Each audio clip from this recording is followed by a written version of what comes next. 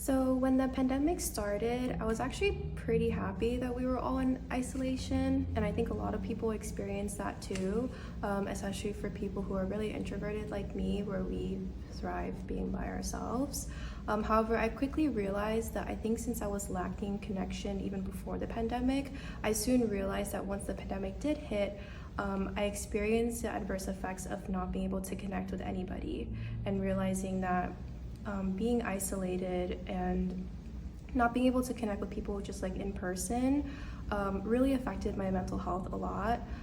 As for a lot of people that experienced this during the pandemic, so I experienced a lot of things like feeling really depressed. My anxiety was also really high, and I spent a lot of time feeling unmotivated, which led me to, also sleep a lot too. So not having that connectedness really made me feel like I didn't have any hope. But then how I overcame that is actually through social media.